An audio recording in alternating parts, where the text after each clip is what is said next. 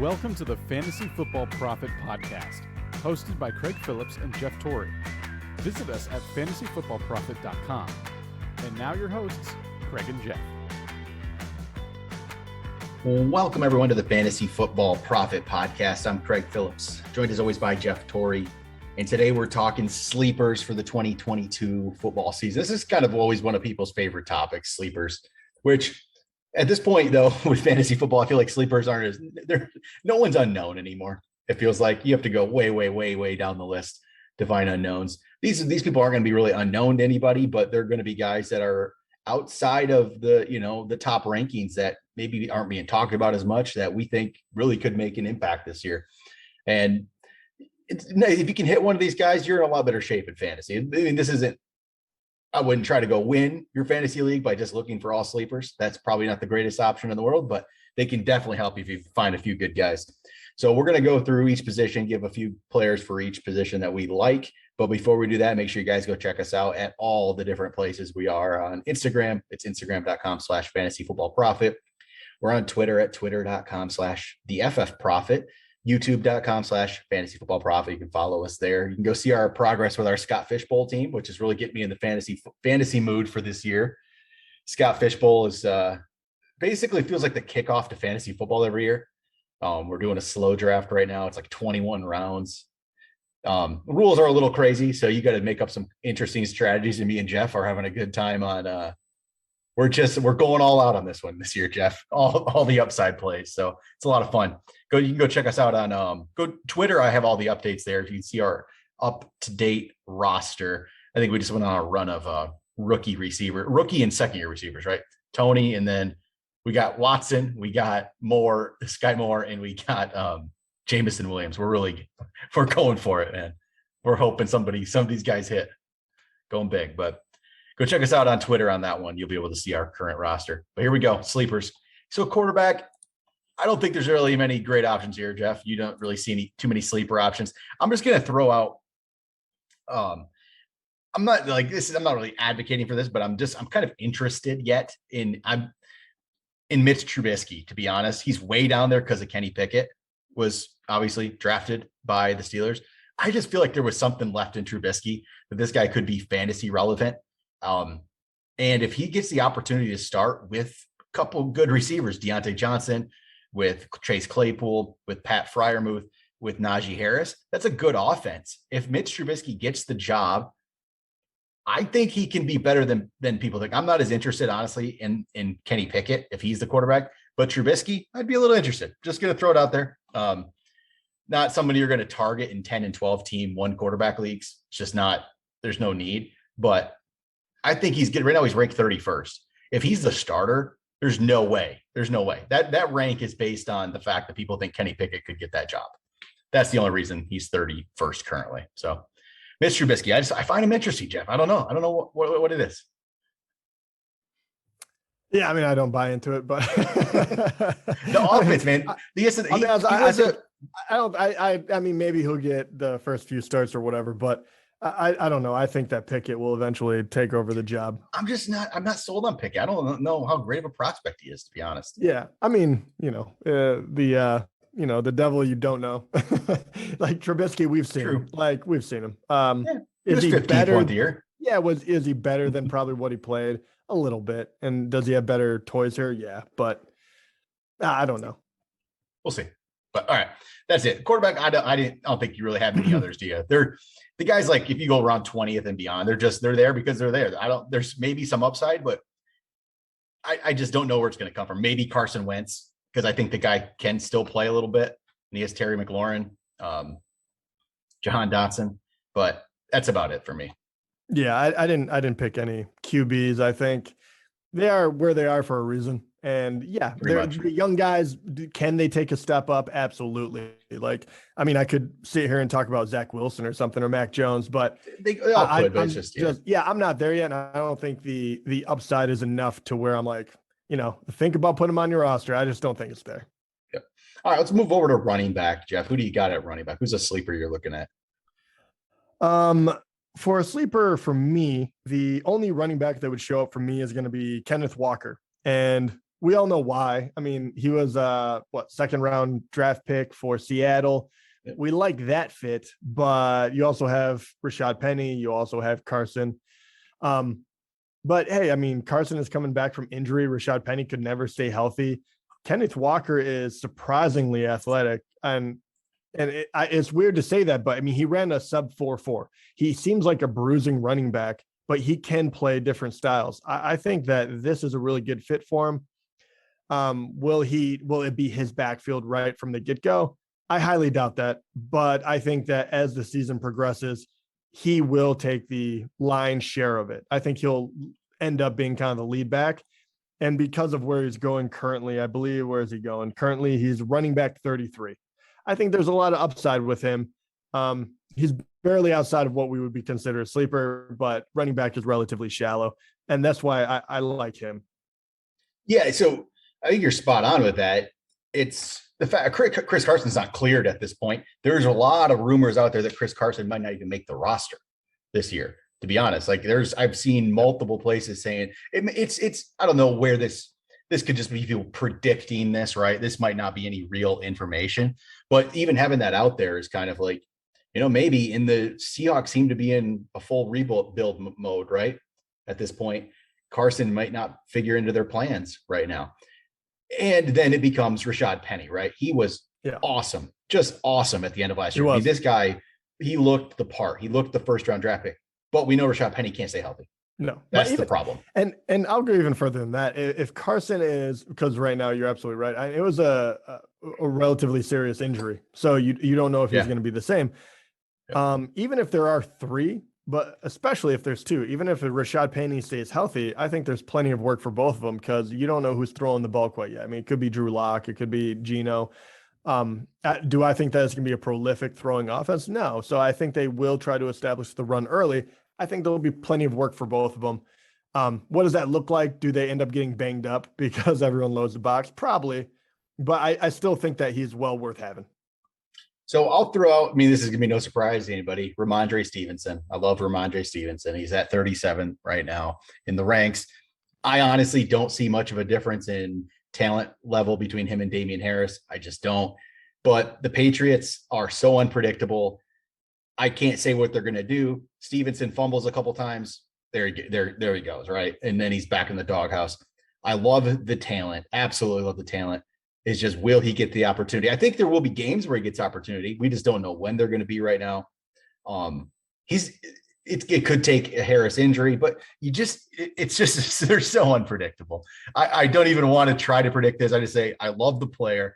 He's going late. You don't have to risk much in a regular redraft league. He's your fifth running back, maybe. There's not much risk there at all.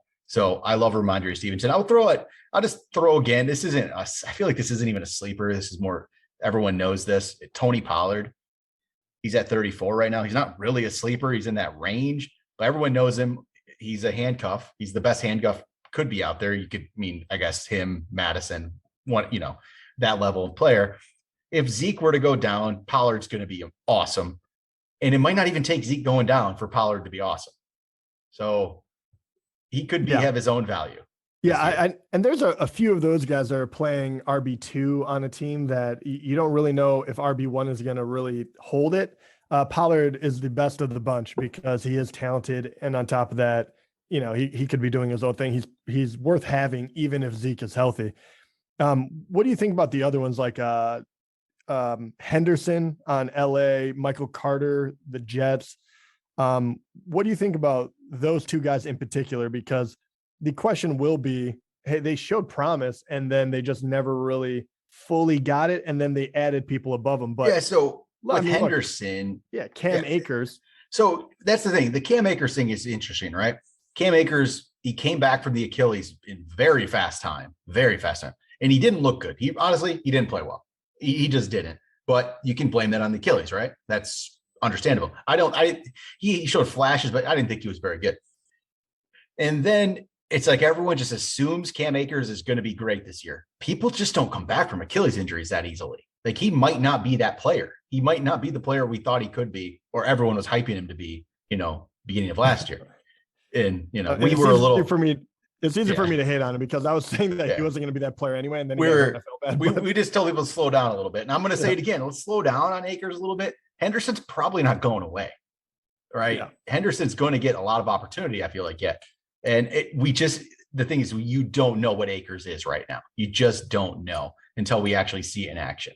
Maybe we'll get to see it in preseason a little bit. That can be a big thing. If we get a preseason game or two and he plays and he looks really good, okay, the fears go away. Maybe Henderson, you don't really think about much, but Henderson's interesting in the 40s right now. So that's for sure. And then Michael Carter, I think Michael Carter is just like an average player, to be honest. I think the Jets realized that too. He had his moments, but it wasn't anything spectacular. And it was more of just, he had the opportunity and he looked okay in it, but I think they realized he's not like a top-notch prospect kind of a deal. He was a 4th-round pick for probably a good reason. Breese Hall, I think they're going to give opportunity. Carter's not going to not play. He's going to play. Like everyone basically has 2 backs at this point, except there's, a few that don't, but he'll play a little bit. I'm just not really, I don't have that high of hopes for him. I guess I would throw out James Cook a little bit at 43, the rookie. I could see him though being more just used in like a 3rd down role. You don't know how it's going to play out. I could see him, getting some passing down work, Singletary being the early down guy. It seems like Zach Moss is not a thing anymore, which listen to us 2 years ago, we would have told you that. I've never bought the Zach Moss hype either, but I don't, to be fair, we were relatively high in Singletary. So, okay. Maybe that clouded our judgment. Hey, maybe Singletary's being overlooked. No, so I might have some old. No, I honestly think on it. I was gonna say on a different team, I still believe that Singletary could have done better, but we'll see. He doesn't get any goal line work. I don't think I was wrong in Singletary. I think I was wrong on Josh Allen early on in his career and how much he was wrong. That's what I was way wrong. I was way wrong on Josh Allen. You go back in the archives of our podcast, you can hear me really ripping Josh Allen one show, and I was so wrong. I'm so wrong on that. Oh man. Yeah. But no, they're actually, we're gonna do a deep sleeper episode. I have a couple names actually in the deep sleepers, a little further down. They're not real sleepers. They're guys I like. I'll talk about them on another show. Yeah. I don't want to spoil them right now. So let's go to wide receiver here, Jeff. Got anybody here? There's probably more names in the wide receiver pool. Yeah, I got 3 that I really like, and sleeper is probably an overstatement, but at the same time, we're past the top 40 guys that are really, could be really, really good. The number 1, and this is not in any order, but the guy that I love the most at wide receiver 65 is going to be Christian Watson. I obviously have been a big fan of him through the draft. He went to a team that I really want him to go to in Green Bay. He does not have to overcome a lot of wide receivers in order to be in the starting lineup. He has all of the measurables you could ever want. So if his quality of play is going to be where I think it can be, even though he went to a small school, I think that he could really catch fire, especially the second half of the year, but I think it could be, pretty much immediate. It is going to be whoever gains, Rodgers' trust first wins. And yeah, you have Lazard, but he's had many years to do it and he just hasn't. So I don't believe in it. And they got another wide receiver in the 4th round. I think that he's a really solid wide receiver, but I don't think he has as much upside as Christian Watson. I mean, the guy runs once again in the 4.3s. He's 6'4".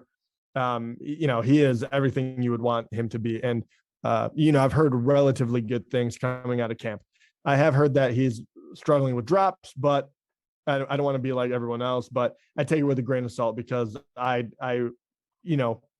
fell in love with that, saying that about Jamar Chase last year. And then, did he turn, did he make sure that didn't matter? So yeah, I think Christian Watson just has all of the ability in the world and so much of the opportunity to shine at wide receiver 65. It is absolutely like a no-brainer. Yeah, I mean, what are we banking on here? Is it going to be do we really buy into Allen Lazard? Like, I don't know. So Christian Watson, man, I just feel like Rodgers is going to love this guy. And I think it's going to be, I'm really surprised, actually, not just him. I'm looking at all the rookies, and a lot of these guys are ranked really low, which I love, actually. You could stock up on a few rookies in the end of your bench. rookie receivers at the end of a draft and just hope one of them breaks out. No one's getting overranked at all, which I love. No. Well, and that's the thing about this draft. I said it earlier on when we were going through all these. There's so many guys I really, really liked, but there wasn't any one of them that was kind of like, oh, he's the guy to get. Like, he is gonna like tear it up. He's gonna, set the world on fire. It was kind of like they're all just really solid. They're all like speedy, like good-handed wide receivers that can really fit in right away. And you're seeing that up and down. But then you get to, okay, who's a little more special and who's in a position where they can really shine. And we mentioned Lazard, and just to really show you, we're not cherry picking. Allen Lazard is probably the best wide receiver on the team at the moment. Other than that, you have an aging Randall Cobb who can, in the slot, he can still serve a purpose. And then you have Sammy Watkins, who cannot stay healthy and has never done anything outside of his second year. And he's in his what now, like 6th, 7th. He's pretty much like on a prove it deal. I think that he's in there just to make sure the wheels don't fall off. And then you have Christian Watson would be next. And then Romeo Doubs, who was the 4th rounder that I mentioned out of Nevada, I believe. He seems relatively good. And then Amari Rodgers, who they got from Clemson, in last year's draft, who just never really did anything.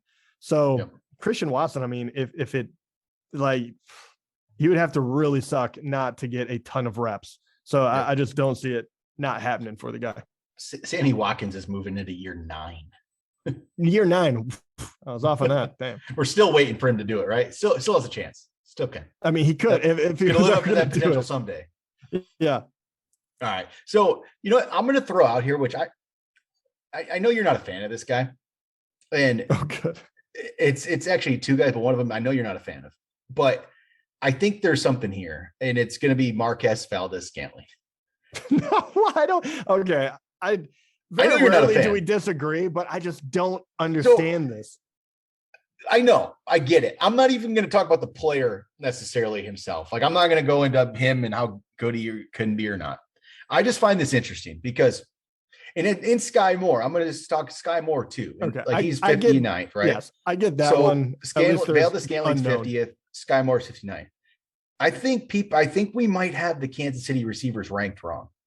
And because Juju, I'm not buying, to be honest. I'll be 100% honest with you. He's at 32 right now. And this is this is why. It's very interesting to me that this guy he's only 25 years old yet, right? Who had such a monster year, his second year when he was only 22 years old, can't get a long-term contract when Christian Kirk's getting paid, when Valdez-Scantling's getting paid by the same team. Why is no one just jumping at Juju Smith-Schuster? Why is he on back-to-back 1-year deals? Like, what is going on here? The Chiefs alone, if you just look at this, in the offseason, the Kansas City Chiefs went and signed 2 receivers and then drafted 1, right? One of them they drafted decently early, in a good spot, is the lowest ranked. The guy who they signed to a 3-year, $30 million contract is ranked 50th. But the guy they just went to give a 1-year deal, which is 1 year, $10.75 million, people say. $8 million of that is incentives. They gave him nothing. $8 million is incentives. $2 million of that is the Chiefs have to make the AFC Championship game. They probably do, but that's a lot of money tied into them making the championship game. But the guy who is only on a 1-year, very low base salary, very low guaranteed money deal is the guy who's ranked 18 spots ahead of guy number 2. I don't know. Something feels off with that to me. And I know why. It's the names. It's Juju. He did it in 2018, and Valdez-Scantling's always kind of been a disappointment, So I get what people are saying. If you just look at the money and you look at what the Chiefs went out and did and who they put their trust in, I don't know. Maybe we're backwards on those 2, or maybe they should both be ranked 45th, 44th, and 45th. Maybe Juju's way too high. But yeah, I don't know. Yeah, I have a hard time believing in MVS, but I do kind of agree with you when you're saying maybe we ranked them incorrectly, or they're ranked incorrectly. But the truth is, no one really knows, right? I would love to say McCole Hardman, because I've been saying it like he just needs the opportunity, but he hasn't done it either. They got Sky Moore. Josh Gordon, they're kind of just reaching and trying to get anyone they can get that they don't have to overpay, right? Yep. Anyone can be successful in this offense, but we've seen it before where they'll just spread the ball out until they're blue in the face. But yeah, I tell you the truth, I couldn't tell you who is going to be the main person on this. I think it is going to be, a complete guessing game week in and week out. It'll be Travis Kelce. I think that's the problem. So you take the latest one. So when you say MVS, then sure. No, I mean, Kelsey's gonna be fine. But I think that is an interesting premise of like, can you guess correctly on this team?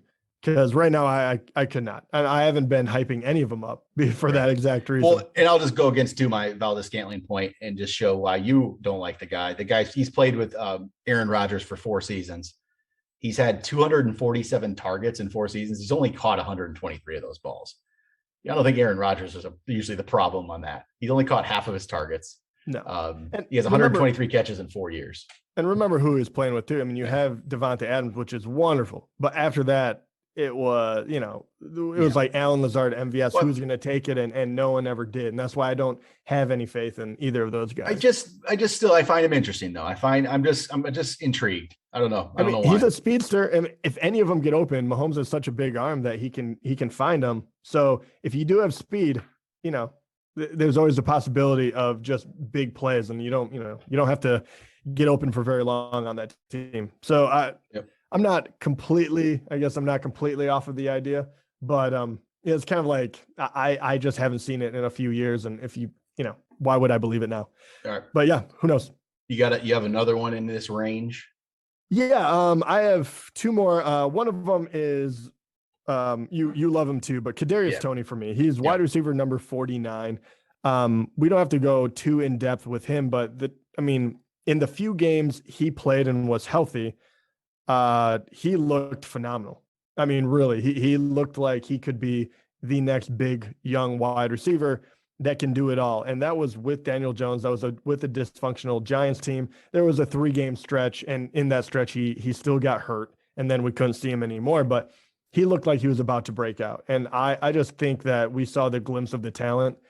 I think you give him, another half a season under his belt. You let that team kind of get back together, because they were just falling apart at the seams. I think this kid could be really something special. So I really, really like taking the upside shot with him at 49. Yeah, he was on my list too. 100%. He looked special in that game and quarter, right? I think that's, he looked really special. He did. And how often do you really say that too? I mean, we talk about numbers all the time, and we're kind of like, value this, value that.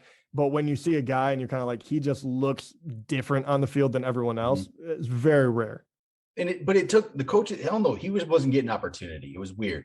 And then he was forced into opportunity because everyone was hurt.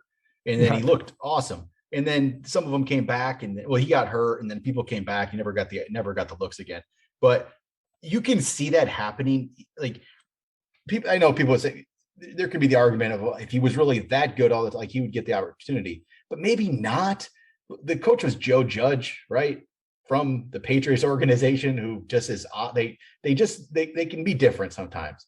And obviously there's been some, character concerns with Toney, people, you could say, and maybe he just rubbed the coaches the wrong way and they didn't want to give the guy the chance. I can see a Belichick protege doing that. And that could be what it is. I think, what's his name? Brian DeBall he was with Buffalo. He's the new coach. He's going to see, if he has the talent, he's going to show that. He's going to play the guy. Well, and that's the funny thing too. I think you completely got to the point I was going to make anyway, but if you don't want to get fired, you have to win. And if you want to win, you have to play the most talented players, despite, if you like them the most or not. Right. And we've seen this how many times, and we got a front row seat when Patricia was the coach of the Lions. Yeah. You think you're smarter and you can outthink everyone. You need talent on the field. And there was very clear to everyone watching that Toney is very talented, and they need weapons. They need them really, really badly. We still don't know if Galladay is going to be 100% healthy. Saquon needs help. I think that he is going to, say, okay, I gotta play him. So yeah, and here's article just from the other day, because there was rumors too that they were shopping him earlier in the offseason. That's not going to happen now. I always love that, because they drafted him just 2 years ago, knowing everything, knowing all of this, and then you get questions about it later. Well, it says at this point they think he's set to start the season at outside receiver, him and Galladay. He should be no kidding.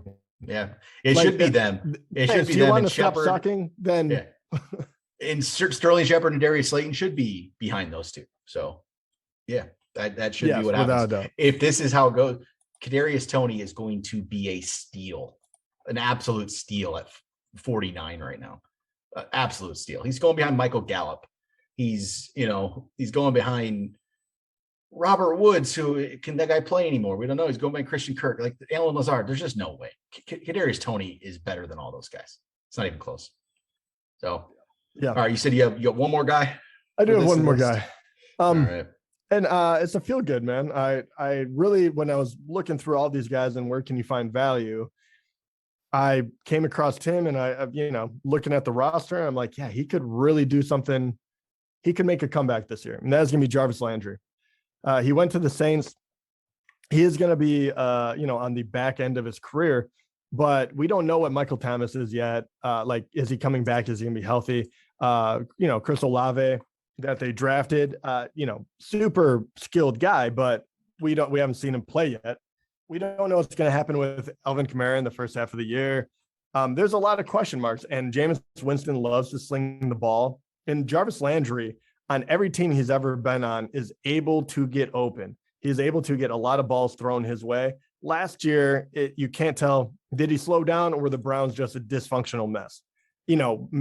Baker was playing hurt. There's a reason why all of this, nonsense went on in the offseason, and they, shopped him even when they don't know if they're going to have a QB. So I think that it wasn't necessarily Jarvis's fault. Do I think that he still has, that he has a ton left in him? No, I think that he's going to be a savvy vet, but I do think in this offense, he could still get 100 targets, and he could do a lot of really good things. He's never been a touchdown guy. So it is all going to be about receptions and just moving the chains. But along those lines, I mean, he's been able to do it in and out. And just, in 2019, still on Cleveland, he played a full season. He had 138 targets, 83 catches, and almost 1,200 yards with 6 touchdowns. The year after that, 101 targets, 72 catches, 840 yards, and 3 touchdowns. Still a very solid output. Someone that you can definitely use on your team. And then last year, he only played 12 games. He still had 87 targets, but only 52 catches, 570 yards, and 2 touchdowns in a very dysfunctional team. He'll be 30. There are concerns, but at the same time, you're getting him at wide receiver 55. I think if you took, big shots in the beginning, he is someone that you can play and, plug and play. And I think there is some relative upside with him. And so I'll throw out just one more name quick that it's, again, this is like further down that I'm not as like, you go target this guy. I've talked about a little bit before. It's Jameson Crowder, same kind, another guy I think is going to get catches. And again, he might not even be drafted. I don't know if you draft this guy, you probably just watch and see how the Bills use him, but he should just go into the Cole Beasley role is what I'm expecting. So there's no Emmanuel Sanders, there's no Cole Beasley. So Gabe Davis should step up. And then Crowder, I think, should step into the Beasley role. Beasley caught 82 passes last year. He caught 82 passes the year before. He didn't have as many yards last year, and he only had 1 touchdown. He had 4 touchdowns in 2020, in about 900 some yards. If Crowder goes there and gets 80 catches and 800 yards and 5 touchdowns, that's pretty productive. Beasley was ranked, I think, 31st in standard scoring even. I don't have the PPR, but in standard in that 2020 season. I could easily see Crowder getting that opportunity in doing that. So it's more of a just wait and see, watch and see what happens, how they use him. I don't really feel like you draft Jameson Crowder, but he's definitely one of those waiver wire pickups. But if you need somebody early on, I feel like he'll be able to get you some looks. And then I'm just going to throw out one other quick name. This is really more of an early season type play. If you just need a guy for a few weeks and maybe I don't know why you need it, but Russell Gage, I think, is going to be interesting early in the year before Godwin comes back. Once Godwin comes back, I think that all changes, and Gage is probably used, but not as much. when it's Godwin and Evans. But at this point, if you really think about the Bucs, it's Mike Evans early on, because Godwin, I don't think he's going to be back first month. I really don't. If that's the case, it's Mike Evans, and then what? Yeah. I mean, Russell Gage is going to be valuable early on, but I don't think it's going to be something that lasts all year. And that's kind of where I'm at. I don't know if that's true. I mean, I think that, heaven knows they like to throw a lot with Tom Brady. Yeah. Fournette is great, but he's also an older back, and you don't have Gronk coming back. Godwin is hurt. They do have some other wide receivers, but he does seem to be the guy they went out and got. So, unless he completely blows it, I can't see that they just don't have as many weapons as they did a year ago. So he could have a niche even when Godwin gets healthy, even though you're absolutely correct. And the upside, does it take away some of that? Yeah, Godwin's awesome. Like, he's a great wide receiver. Like, you're going to lose out. But look, I mean, you're going to be throwing guys at Evans and Godwin, and Gage and these other guys should be able to scoop up a lot. Yeah, I think at 46, that's what Tom Brady's second receiver is at, is 46. I think that's really low.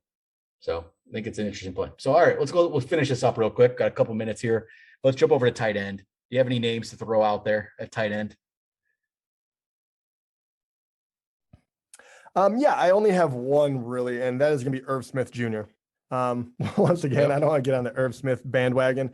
I really liked his measurables. I liked him coming out of college. He finally has a few years under his belt, which we always kind of go down the path of that's what you need most of the time to be a good tight end in the league. It just takes longer to produce. But he was hurt last year. And I think with Justin Jefferson and Thielen kind of overproducing, like at some point that does have to come back down. I think that Kirk Cousins could really use a guy in the middle of the field. It just feels like the year that his production starts spiking.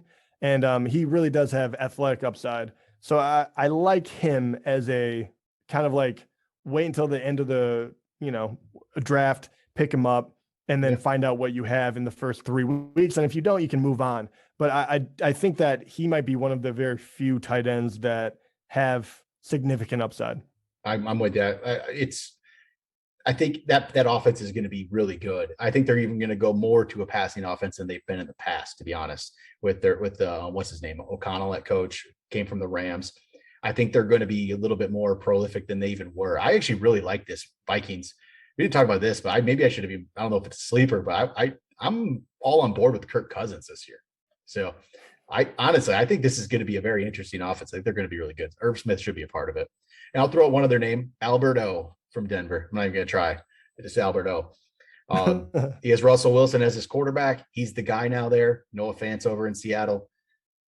He should have an opportunity here. It's going to be should be a good offense, you would think. They have a lot of good pieces here with Wilson, with Javonte Williams, with Melvin Gordon, with Cortland Sutton, Jerry Jeudy, Tim Patrick, KJ Hamler, Alberto. There's a lot of guys, but at tight end, I think he could get some opportunity here. So I think he's an interesting player. He's ranked 19th right now. I'm definitely interested to see how this plays out with him. I think he could be a good value here. So there we go. I like that pick. Sleepers. There we go. That's sleepers for you. We'll be back with another episode. We're going to do deep sleepers on our next one. We're going to go down. This is going to be a little more, these are more lottery tickets on our next show. That's for sure. So, but that'll do it for today. Talk to you guys next time.